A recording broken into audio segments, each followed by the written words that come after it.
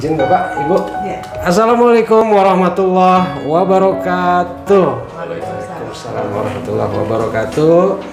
Badaya BNNP Jabar, alhamdulillah di kesempatan yang baik ini di bulan Ramadan ada momen istimewa tanggal 21 April. Ini adalah peringatan Hari Kartini dan semua orang berbahagia dan memberikan ungkapan-ungkapan ya banyak sekali terkait dengan semangat peringatan Hari Kartini. Dan alhamdulillah nah, jarang-jarang ini saya langsung didampingi oleh Bapak Kepala BNNP Jabar.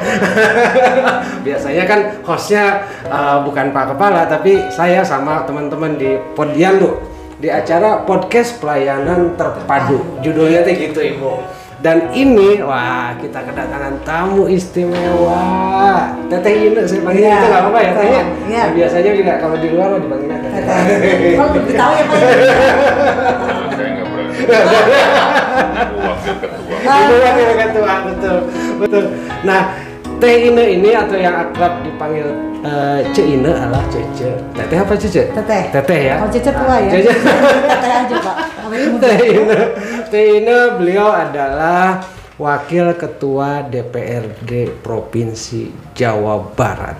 Wih, luar biasa ya Allah, atur nuhun Ibu Ya, Teteh sama-sama. berkenan hadir di sini. Saya bacakan nama lengkapnya nih ya. Dr. Hajah Ine Purwadewi Sundari Esos MM. Ini dari nama yang panjang dengan gelar yang cukup banyak. Ini menggambarkan seorang perempuan yang kuat, yang sudah banyak asam garam perjalanan dari sisi pendidikan sampai karir, dan mengantarkan beliau menjadi Wakil Ketua DPRD Provinsi Jawa Barat.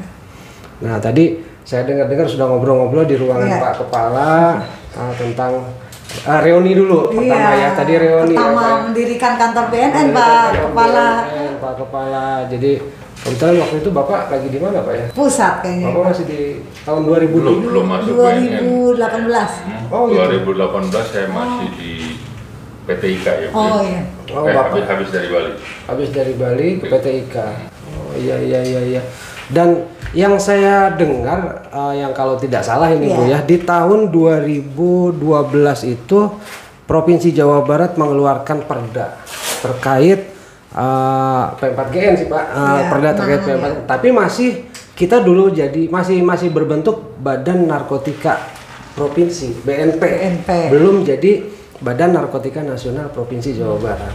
Nah sampai sekarang tuh kayaknya belum ada deh Bu pembaharuannya Bu. Iya betul. Belum ada ya Bu ya. Belum. Sedangkan Impres sudah muncul kan Pak ya. Ya karena kita kan Impres. biasanya mengikuti ya. keputusan yang di pusat itu. Gitu. Nah sekarang kan sudah ada Impres Ya, nomor 2 tahun jadi 2020. Pandai. Kasih tugas Pak. Enggak Ibu, nggak berani kan itu kan. Pandai apa? Memang saya ya,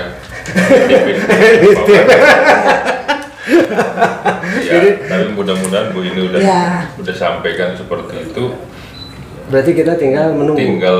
Mengusulkan Pak, bisa mengusulkan ke pemerintah, bisa melalui pemerintah atau Begitu. nanti bisa ke Bapemperda kita provinsi Pak, jadi perda inisiatif. Tentunya gitu. dasarnya biasanya kalau kita akan membahas perda gitu Pak, itu harus ada memang undang-undang yang ada di pusat. Tadi kan sudah ada impresnya dan sebagainya. Nanti tentunya dalam penyusunan itu tidak terlepas juga dari kawan-kawan BNN. Ya kalau Bu kita kalau diminta bantuan untuk apa ke ya nyatet-nyatet ada sama. Kalau Bapak mungkin masukkan nanti. Nanti kita tadi sarannya dengan pemerintah daerah Provinsi, provinsi betul Pak. Kita koordinasikan. Kalau BNNP koordinasi kita nanti dengan Kesbangpol. Iya betul Pak. Kesbangpol yang akan mengajukan.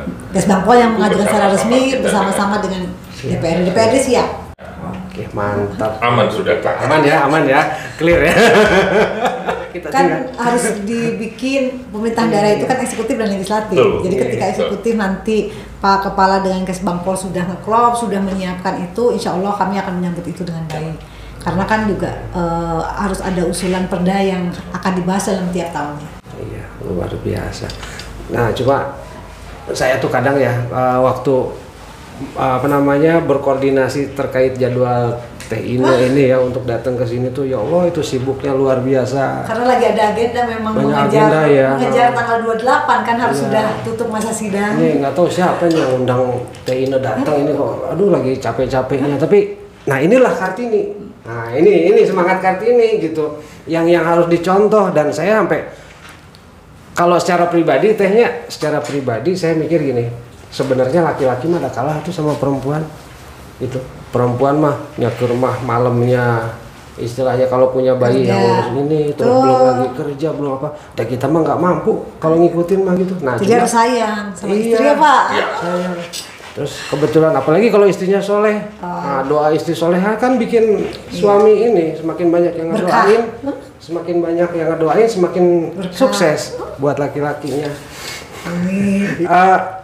Banyak lah orang-orang pasti bertanya-tanya orang seperti Teh Ine ini gimana sih bagi waktunya gitu ya, bagi tenaga ini bukan cuma waktu nih Teh, waktu, tenaga, pikiran dan tanggung jawab tentunya. Ya kalau disampaikan gitu mah waktu ya 24 jam sama 24 ya Pak. jam tapi ya.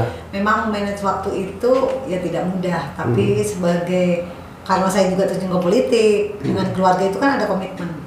Yang saya upayakan, saya menepati apa yang menjadi komitmen itu. Jadi saya masih punya anak kecil Pak, saya masih punya anak yang kecil, jadi kadang juga susah, tapi saya berupaya yang membagi waktu karena sebetulnya sekarang tuh saya diberi kesempatan lah oleh Kartini gitu kan, oleh para pahlawan nasional yang perempuan. Tanpa mereka berjuang mungkin saya masih perempuan tuh masih di dapur kasur dan sumur cukup gitu, tidak bisa memberikan kontribusi kepada bangsa dan negara, apalagi tidak bisa mungkin memimpin gitu kan. Sekarang tidak sedikit lah banyak perempuan yang sudah mampu memimpin, menteri-menteri juga sekarang sudah banyak perempuan, artinya ya sebagai perempuan pun kita sama gitu ya. Tinggal tadi kalau dikatakan bagaimana sih bagi waktu, ya itu komitmen yang dibangun itu. Saya berupaya jadi tadi saya juga bilang ke Pak Kepala sebetulnya bukan semata-mata tanggal 27 atau 28 terakhir kerja ya, tapi saya berupaya untuk mengatur waktu sebaik-baiknya. Dan pekerjaan di daerah pemilihan kemarin kan saya juga alasannya nggak mau itu karena saya baru pulang tadi malam jam 10 saya baru pulang Pak dari Majalengka gitu ya. Ya itu kan saya juga harus atur. Tadi juga sebelum saya kesini saya ngantar anak sekolah dulu. Ya saya berupaya aja memberikan bukan kuantitas lamanya saya bertemu dengan mereka, tapi kualitas yang saya bisa berikan. Tapi juga kadang saya harus memilih juga ketika ada event di sekolah anak yang mengharuskan orang tua kan. Saya harus hadir ya. Saya geser Pak sebetulnya gitu. Kecuali rapat-rapat yang tidak bisa digeser ya, misalnya rapat paripurna, rapat persidangan-persidangan yang sudah dijadwalkan oleh badan musyawarah, tentunya itu tidak bisa diatur. Tapi kalau misalnya audiensi, ada pertemuan, ada tamu, kalau pimpinan ini kan mewakili DPRD, bukan saja pekerjaan rutin lah seperti itu. Yaitu biasanya saya atur. Ya kayak kesini Pak Kepala, mohon maaf, awalnya diminta jam 2, tapi saya minta pagi karena jam habis Jumatan ini sudah ada pertemuan yang lain. Dan terkait dengan kesehatan pasca pandemi Pak, jadi saya belajar, jadi menjadi pimpinan itu kan kesempatan saya untuk belajar banyak, termasuk dengan kawan-kawan BNNP ini dulu saya banyak belajar juga, sehingga ketika dulu Pak Gubernur izin Pak kepada saya ingin membangun gedung ini sebagai wadahnya nanti untuk pencegahan narkoba, juga menyelesaikan masalah narkoba, saya dukung Pak. Saya dulu ketua DPRD tanda tangan. Asik. Mantap ya. Iya, jadi seperti itu. Memang resiko ya, mungkin bukan cuma saya, Pak Kepala atau ibu-ibu yang lain, Bu Susi juga ya. Jadi bekerja seperti ini ya tentunya ada pengorbanan juga. Tapi ketika kita sudah berniat dan memang terjun kepada pekerjaan kita, aktivitas kita, profesional kita, ya itu yang kemudian tentunya harus kita atur sebaik-baiknya. Belajar juga, mengatur waktu itu belajar juga. Tidak mudah. Ya. Berarti masih sempat ya bikin sarapan gitu buat suami, buat anak gitu. Iya, kadang masih sempat. Jadi saya tidak ngaku setiap hari juga karena kadang kan saya harus berangkat ke Jakarta subuh, harus ini, tapi berupaya kalau saya ada di rumah menyempatkan saya melakukan sebagai masih istri, sempat ke dapur juga ya, masih sempat. Berarti yang belanja masih saya. Oh, berarti tahu misalkan masak, ya tahu lah. Harga minyak goreng tahu. Tahu. 1 liter 24.000. Oh, 1 liter 24.000. Tapi masih aman ya Bu ya, Jawa Barat. Insya Allah, Jawa Barat kebetulan ini juga sekaligus ya mungkin pendengar BNNP. Sekarang kan kita sepakat dengan Pak Gubernur akan berupaya minyak Migor itu di Jawa Barat bisa terantisipasi, terutama buat warga-warga miskin. Walaupun pemerintah pusat sudah memberikan kompensasi oleh Kemensos yang diberikan kepada warga miskin, uang untuk belanja ya dalam hal ini karena kompensasi dari kemahalan harga bahan pokok dan minyak goreng. Ya di Provinsi Jawa Barat dengan Dinas Indak itu ada program kan, tapi harus kita daftar dulu di Sapa Warga. Yang komunitasnya harus dari RW, mereka daftar nanti bisa membeli minyak dengan harga yang murah, masih 14.000. Oh, jadi ada kompensasi, ada dalam rangka Lebaran. Jadi saya kemarin juga bicara dengan Pak Gubernur gitu ya. Kita ingin di Jawa Barat ini berupaya supaya stabil harga. Karena apa? Puasa Lebaran dengan jumlah penduduk Jawa Barat yang hampir 50 juta, sekarang udah 49, ini Pak 49,6 nih. Beliau kan baru, kalau saya sudah terbiasa, suka perlakuannya juga harus berbeda sebetulnya. Jadi Jawa Barat juga pemenuhan kebutuhan bahan pokok, minyaknya juga harus lebih banyak dari provinsi lain, karena jumlah penduduknya juga lebih banyak. Kalau Bapak mungkin ada informasi kebijakan kompensasi atau apa yang mendekati Lebaran ini mau disampaikan, Pak? Kompensasinya dan berhubungannya paling dengan P4 THR nih maksudnya. Saya sengaja balik bahasa tugas pokok BNP. Salah satunya yang mengundang Ibu Wakil Ketua DPRD ini siapa? Yang saya baru silaturahmi saya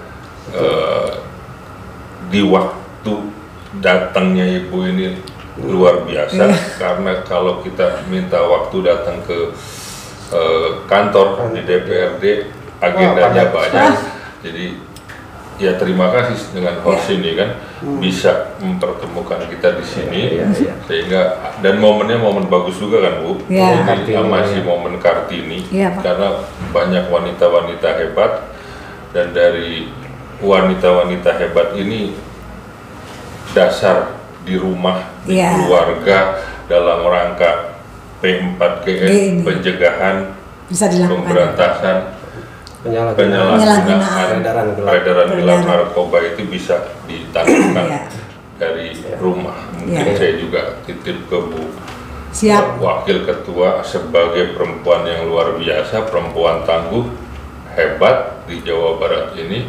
Nanti pada saat mungkin Ibu sedang reses siapa disampaikan. Karena dari keluarga itu yang paling kecil kita bisa memagari keluarga kita untuk tidak terjerumus ke hal-hal demikian. Semoga ya Pak Jawa Barat. Jadi kalau saya jadi ngomongnya kan serius. Sepakat Pak. Jadi di Jawa Barat itu Kang Badar kita sudah punya Perda Ketahanan Keluarga. Ketahanan keluarga ya itu ada di kita kan kita. Ya ada kan. Itu juga salah satunya seperti ini Pak, mencegah hal-hal negatif yang salah satunya adalah narkoba. Dan saya juga selalu Pak kepada teman-teman menghimbau juga. Jadi dengan adanya kemarin kita kan lagi heboh gadget gitu ya Pak ya. Kemudian juga pergaulan. Bapak tahu pasti ada korelasinya dengan jumlah penduduk banyak gitu ya Pak, dengan perkembangan gadget. Jadi pergaulannya nggak cuma di lingkungan saja gitu, tapi sudah meluas, bisa dimanapun kapanpun lebih meluas. Ini nanti membahayakan pergaulan yang ada. Kalau pergaulannya positif tentu menguntungkan kita ya Pak, jadi membawa aura positif. Tapi kalau negatif tadi yang Bapak bilang kan bagaimana perempuan, ibu rumah tangga, ibu keluarga gitu ya, itulah sebagai awal gitu awal benteng pertahanan awal gitu. Sehingga Perda Ketahanan Keluarga kami juga salah satunya adalah keluarga sebagai benteng awal apapun sebetulnya. Jadi kalau boleh saya buat sebuah benang merah pertama dari kondisi ekonomi. Iya betul. Ekonomi, kemudian ketahanan keluarga. Kemudian peran ibu dalam pendidikan keluarga yang menguatkan, kemudian melahirkan generasi-generasi penerus, anak-anak, remaja, gitu ya, para wanita khususnya dalam hal ini supaya bisa menjadi tehina-tehina yang lain di Jawa Barat. Seperti kata Bapak juga bahwa ibu ini menjadi benteng pertahanan awal yang harus menguatkan ini gitu di lingkungan keluarga, dari keluarga ke masyarakat. Betul. Gitu kan, lingkungan dari lingkungan ke desa, desanya bersinar. Nah kalau udah desanya pada bersinar, Jabarnya juara. Nah kalau Jabarnya juara, Indonesia bersinar juga gitu. Jadi terakhir Teh Ine, ini saya juga maklum Teh Ine mungkin waktunya nggak lama. Santai saja sebetulnya. Pesan buat ibu, pesan buat para generasi muda wanita gitu ya, terkait tantangan ke depan dan juga ancaman bahaya narkoba seperti apa? Ya, sebelumnya nih Pak Kepala, saya kan banyak basisnya itu desa. Terima kasih BNN dengan pemerintah daerah tentunya selama ini kan sinergis Pak untuk menjadikan program bersih narkoba ini sampai ke pelosok desa. Ya itu pun saya menyampaikan ke kawan-kawan, setidaknya diingatkan terus, apalagi kalau misalnya audien kita tuh anak-anak muda gitu ya, anak-anak muda.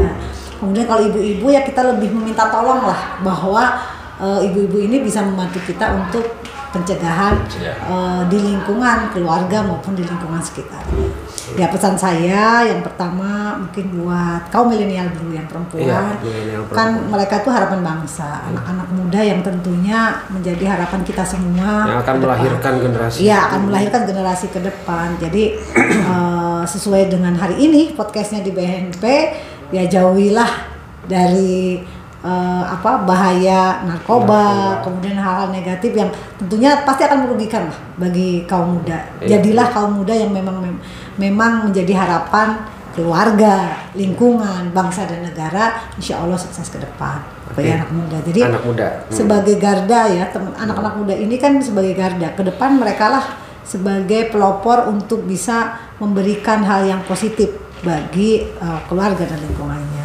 Gitu ya. Kalau bagi ibu-ibu ya pada kesempatan ini mungkin karena ini juga saya podcast bersama teman-teman BNNP, ya saya berharap bahwa ibu ini kan segalanya sebetulnya. Betul. Bisa melakukan apapun. Tadi Pak Kepala maupun Kang Badar sudah bilang bahwa bukan saja mendidik anak itu hanya ngajarin sekolah, tapi bagaimana juga anak ini betul-betul siap nanti di luar sana. Ya salah satunya ancaman-ancaman yang ada ya selain gadget gitu ya, termasuk tadi Pak narkoba jelas itu, karena kalau sudah terjerumus gitu katanya ya Pak, itu kan nanti akan susah juga gitu, kemudian ya susah untuk kembali kepada keluarga gitu ya dan sebagainya. Jadi sebagai orang tua, sebagai ibu ya tentunya kita akan mensupport Pak yang hal-hal yang baik bagi anak-anak kita, karena anak-anak masa depan, bagi lingkungan di keluarga, bagi di lingkungan di sekitar rumahnya, dan juga dimanapun berada, termasuk ibu-ibu yang profesional nih, bukan saja yang ibu rumah tangga yang bekerja dimanapun juga, karena kita paham, kita tahu bahwa bahaya narkoba, bahaya gadget. Kalau kemarin saya juga sosialisasikan itu gitu ya, ya kita harus memberikan yang terbaik buat masa depan anak-anak kita. Luar biasa, saya tuh jadi ngedengerin Teh Ine cerita tuh seperti dinasihatin sama ibu sendiri. Atau mungkin ibu mau ngangkat anak saya jadi diadopsi atau apa, maka saya siap. Saya di sini jadi anak kos. Tadi anaknya sudah nugasin ke ibunya Pak, perda gitu ya Pak. Kalau ngangkat anak dia boros. Iya betul. Iya. Terus satu lagi Teh Ine, ini penutup saya ngasih informasi bocoran ini. Sebenarnya rahasia sih, cuma saya kasih tahu aja sekarang. Ya bukan rahasia. Jadi Bapak ini punya sebuah strategi dalam P4G tapi pendekatannya itu lewat pesantren Bu. Ada namanya, Pak. Bapak punya konsep namanya high trend apa ya? High trend. Nah, boleh Pak ke pesantren di dapil saya? Saya dampingi. Sedikit aja maksudnya. Mungkin Bu Ine sudah tahu ada beberapa lembaga-lembaga pendidikan di pesantren yang ngobati para pasien-pasien narkoba ya Pak, korban dari narkoba ini, tapi mereka masih menggunakan pendekatan atau metode keagamaan. Kita dari BNNP ingin mengkolaborasikan metode-metode yang kita punya. Di samping di pesantren melalui pendekatan keagamaan, kita ada pendekatan rehabilitasi sosial dan medisnya. Kita melakukan pendampingan itu kolaborasi. Kita mungkin saya punya angan-angan, jadi tidak hanya pendekatan keagamaan saja, kita juga melakukan metode-metode yang tadi saya sampaikan. Jadi kalau orang direhabilitasi itu tidak selesai begitu selesai direhab, sekian waktunya kelihatan sembuh terus dibawa pulang, tapi ada masa-masa pendampingan dari klien-klien itu sehingga korban-korban ini bisa tidak sembuh terulang, ya, Pak. Dan karena tadi dibilang agak sulit, kadang-kadang bukan sulitnya itu kita harus mengontrol mereka setelah itu paskanya itu seperti apa.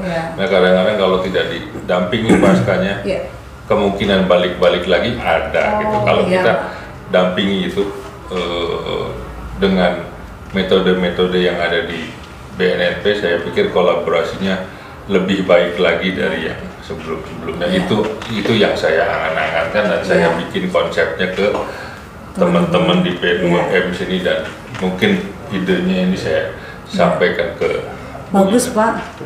Tapi biar penasaran Teh Ina, nanti kita akan bahas khusus terkait high trend ini di podcast berikutnya. Ya Pak, ini boleh ya? Boleh aja ini apa-apa. Karena kita kerjasama dan kebetulan kan BNNP Jawa Barat ini juga bagian dari stakeholder Jawa Barat dalam rangka P4GM ini. Ya memang Pak, yang dirasakan itu kan sekarang dengan masuknya teknologi apa ke bawah gitu ya, sampai ke pelosok desa. Makanya saya sangat setuju bersinar itu sampai ke pelosok-pelosok desa gitu. Ya ini harus terus dilakukan sosialisasi mungkin Pak. Dan tadi bahayanya seperti ini, kemudian kalau dia terkena harus bagaimana, mungkin di sana juga orang akan makin ini ya Pak, takut. Tapi kalau mereka kadang kan tidak seimbang ketika mendapatkan berita dari gadget gitu ya, dari medsos gitu. Ini terus terang loh Pak, tantangannya jadi dua. Kalau dulu kan dapat dari orang gitu ya Pak, tersebar gitu. Nanti harus dilakukan pemutusan hubungan dengan ditangkapnya misalnya pelaku-pelaku penjualan narkoba gitu. Kalau sekarang kan seperti tidak terlihat gitu Pak, karena semua transaksinya secara online. Ini kan juga harus hati-hati, ini PR kita bersama. Jadi nanti kalau perdanya memang harus ada revisi perubahan karena udah ada impres yang baru, tentunya hal-hal yang seperti ini menjadi bagian yang bagus, termasuk masukan Pak Kepala program yang luar biasa. Alhamdulillah. Tuh Pak, jadi gayung bersambut kita nih, kayak gayung-gayungan. Ya kalau saya kan lapangan, kalau Bapak ini hebat. Kalau saya ini kan hanya melihat di lapangan gitu Pak. Ibu ini udah gelarnya banyak. Itu kan pendidikan Pak, tapi kan kalau di lapangan melihatnya secara nyata Pak, kehidupan nyata di masyarakat gitu. Teori dan aplikasi sudah dijalankan. Sudah dijalankan oleh Ibu, sudah. Ya makanya pokoknya jadi wanita luar biasa. Makanya jadi wakil rakyat kan begini Pak. Kalau nggak begitu kan di demo. Tapi sebelumnya kan pernah jadi ketua juga. Nanti kita tidak tahu bisa jadi ketua lagi. Amin.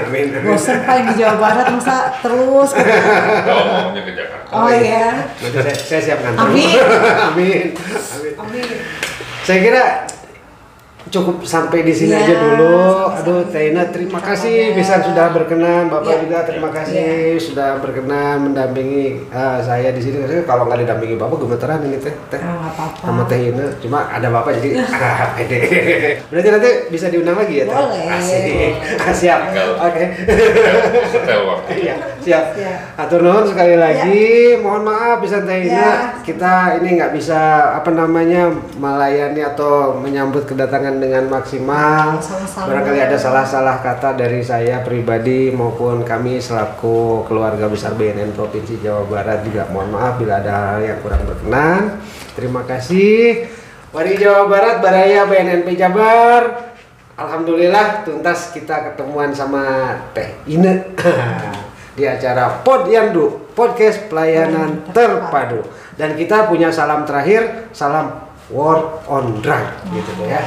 Oke, terima kasih. Wassalamualaikum warahmatullahi wabarakatuh. Waalaikumsalam warahmatullahi wabarakatuh. War on drug. Warahmatullahi wabarakatuh. Saya Indra Dewi Sendari, Wakil Ketua DPRD Provinsi Jawa Barat. Alhamdulillah hari ini saya diundang oleh kawan-kawan BNNP Jawa Barat. Saya cukup berbahagia dan mengapresiasi karena sekarang dengan inovasi teknologi teman-teman melakukan pelayanan, memberikan informasi, melakukan pelayanan terpadunya dengan salah satunya media podcast. Ini cukup bagus, cukup luar biasa, dan tentunya ini bisa di-share kemanapun, dan saya berharap program bersinar sampai ke pelosok desa. Teman-teman di desa pun bisa menyaksikan bagaimana tadi saya berbincang dengan Pak Kepala, dengan teman-teman BNP ini, dan materi-materi ini tentunya menyemangati dan memberikan informasi buat seluruh warga yang mana harus terus melakukan pencegahan, kemudian juga bagaimana Jawa Barat bersih dari narkoba. Hatur nuhun. Wassalamualaikum warahmatullahi wabarakatuh.